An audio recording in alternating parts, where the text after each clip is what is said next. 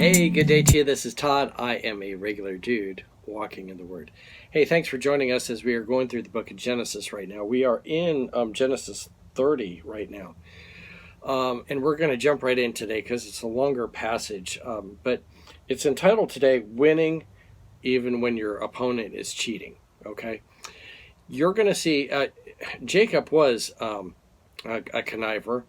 But he kind of met his match with Laban, and Laban continued doing that, always being a trickster. Jacob kind of got away from that. His children picked some of that up, though.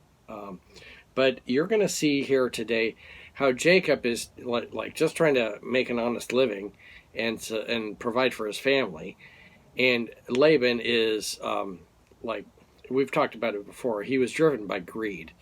And so he was always, treating Jacob in a bad way. And you're going to see how it plays out here today. And the bottom line is God's watching. Okay, he's seeing what's going on. It's not a big surprise here. And there's times God takes care of us. Well, He always takes care of us, but it's not a guarantee that because you get cheated, God is going to immediately, strike that person down or anything like that. But he is watching. Okay, so let's read here. It's Genesis 30 verses 25 to 43. So if you have your Bibles like I do, you can follow along here. All right, let's read. After Rachel gave birth to Joseph, Jacob said to Laban, "Send me on my way so I can go back to my own homeland. Give me my wives and my children for whom I have served you, and I will be on my way. You know how much I have done working for you." Okay. Remember, Jacob had worked for 14 years just to get his wives, and he came to Laban's area with nothing. So he now has 2 wives and all the children that they bore him. But verse 27, but Laban said to him, "If I have found favor in your eyes, please stay. I have learned by divination that the Lord has blessed me because of you." He added, "Name your wages and I will pay them." All right. He's learned, probably by witchcraft here. He wasn't a God follower, but that he's blessed. It's kind of obvious. Everything that Jacob does when he's with Laban has been blessed. So it would behoove Laban to keep Jacob on as much as possible because what he does, increases. All right, verse 29. Jacob said to him, "You know how I've worked for you, and how your livestock have fared under my care. The little you had before I came has increased greatly, and the Lord has blessed you wherever I have been. But now, when may I do something for my own household?" "What shall I give you?" he asked. "Don't give me anything," Jacob replied. "But if you will do this one thing for me, I will go on tending your flocks and watching over them. Let me go through all your flocks today and remove from them every speckled or spotted sheep, every dark-colored lamb, and every spotted or speckled goat. They will be my wages, and my honesty will testify for me in this future. Whenever you check on the wages you have paid me, any goat in my possession that is not speckled or spotted, or any lamb that is not dark-colored, will be considered stolen." This seems pretty straightforward. Just any spotted or speckled lamb is now going to be Jacob's. Okay, pretty straightforward. And Jacob says, if you see any solid color sheep or goats, then you know that I've stolen them. All right. So let's see what Laban says here. Verse 34. "Agreed," said Laban. "Let it be if you have said." So Laban heard this. Okay. It was very clear, and so this should be cut and dried. Remember, even when Jacob asked to marry Rachel, this same thing happened. He gets to the serving 7 years for Rachel, and then Laban goes, "Oh, you got to marry Leah." Always being a trickster and not honest about things. Verse 35, "That same day he removed all the male goats that were streaked or spotted, or all the speckled and spotted female goats, all that had white on them, and all the dark-colored lambs, and he placed them in the care of his sons. Really? Then he put a 3-day journey between himself and Jacob, while Jacob continued tending the rest of Laban's flocks. So they agreed to this deal that Jacob could take out the speckled or spotted lambs out of there. But immediately, Laban breaks that by taking those sheep out and taking them in a 3-day journey away. All right, so that immediately he starts cheating. Okay, it reminds me kind of if you're doing a race, I'm doing a race, and someone cheats on me. Let's say I'm doing a 400-meter run.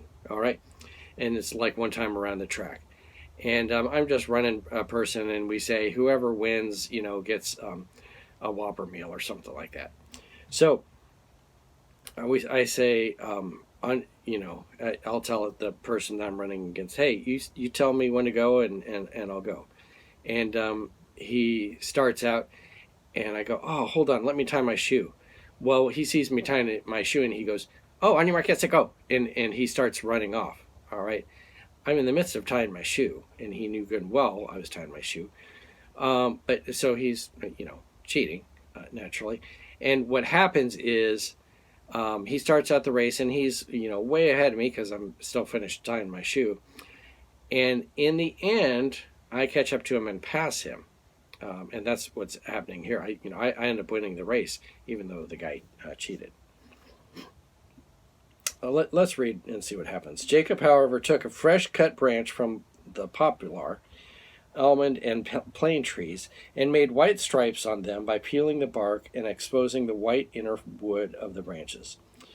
Then he placed the peeled branches in all the watering troughs, so that they would be directly in front of the flocks when they came to drink. When the flocks were in heat and came to drink, they made it in front of the branches, and they bore young that were streaked or speckled or spotted. And Jacob set apart the young of the flock by themselves, but made the rest of the rest face the streaked and dark-colored animals that belonged to the Laban. Thus he made separate flocks for himself, and did not put them with Laban's animals. Whenever the stronger females were in heat, Jacob would place the branches in the troughs in front of the animals, so they would mate near the branches. But if the animals were weak, he would not place them there.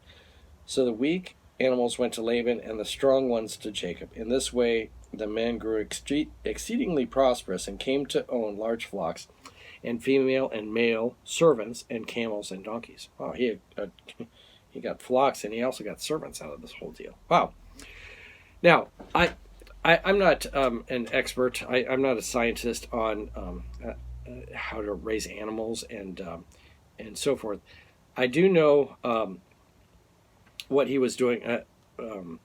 Putting the sticks in front of there, and if they looked at the spotted or speckled, that's not a guarantee that what was happening here was going to benefit him. What it was guaranteed, though, was he was making sure that the stronger of the animals mated with the stronger of the animals, and the weak ones were not mating with those. And so what happened is he made sure that the ones that he thought was going to come out spotted or speckled mated to the stronger ones. Okay, and so, but the ones that were weaker, he made sure they mated with the solid colored ones. Okay, so he had been raising these sheep long enough to know, what the mating patterns were, and how the genetics of them, and how they would turn out. Okay, so that was just coming with experience and observation and paying attention to what's going on. And he used this into his favor and set it up so that they would be, mating in different ways. We do the same thing today. I don't, but if we want, a strong, if I have a pig and I want good sperm for that female pig, you can go today and order it, and it will be delivered to you, and then you inject it into the female pig, and lo and behold, when that pig becomes pregnant, you've got a choice pig. Okay, because and that's what Jacob was doing here. And the bottom line though is this, that he was winning even though Laban was cheating. Okay, and it continues on, but God is with him and guiding him through this whole process. So even when someone, so don't fret if someone's cheating against you.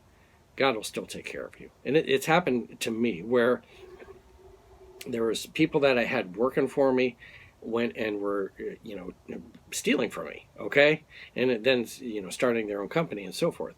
But in the end, our company still succeeded, and it's still in business and still doing really well, okay. But God will take, we'll watch out for that. Okay. Thanks for watching. I'm a regular dude walking in the Word, and I look forward to seeing you tomorrow as we continue our journey through Genesis. Lord's blessing. I'll see you then.